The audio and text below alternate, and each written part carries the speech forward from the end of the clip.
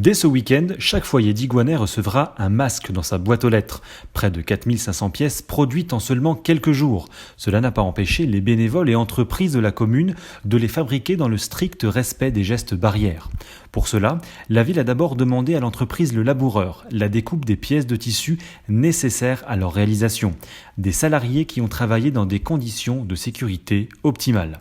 Ces pièces ont ensuite été réparties auprès d'une vingtaine de couturières bénévoles dans toute la ville.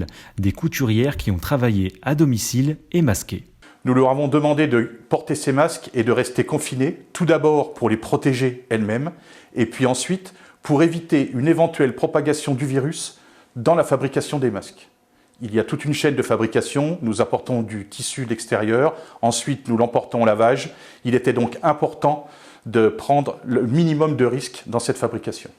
Grâce à une logistique assurée par les conseillers municipaux, les masques ont ensuite été collectés, lavés à 60 degrés et séchés, avec le concours précieux de l'association Digoin Solidarité.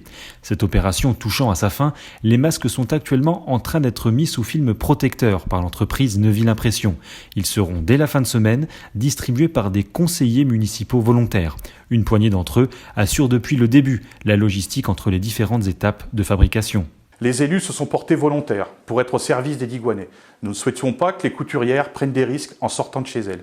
Il est important de respecter les consignes du gouvernement, à la fois les gestes barrières, mais également le confinement. Les élus se sont donc portés volontaires pour apporter le matériel, récupérer les masques et les distribuer ce samedi chez chaque Digoinais. Des élus qui seront eux aussi équipés de gants et de masques confectionnés par leurs soins. Une formidable chaîne de solidarité locale réalisée dans le respect des consignes sanitaires.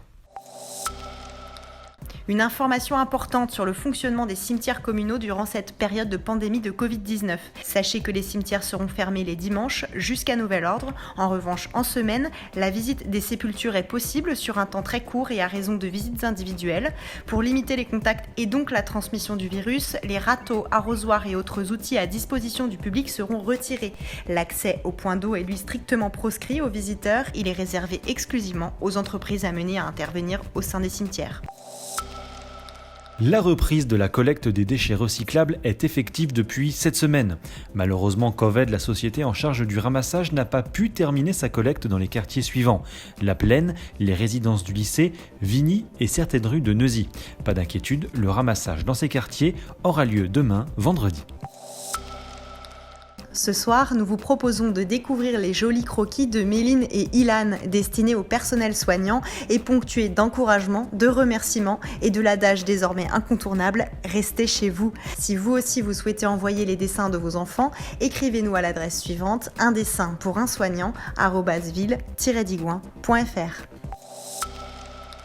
Ce soir, dans notre rubrique Vue sur le net, on vous propose de rester en forme grâce aux cours quotidiens délivrés par le coach de New Life Fitness à Digoin. Abdos, cardio, entretien des cuisses et des fessiers, chaque jour Stéphane Goury vous prodigue ses conseils et ses méthodes pour vous sentir bien, même confiné.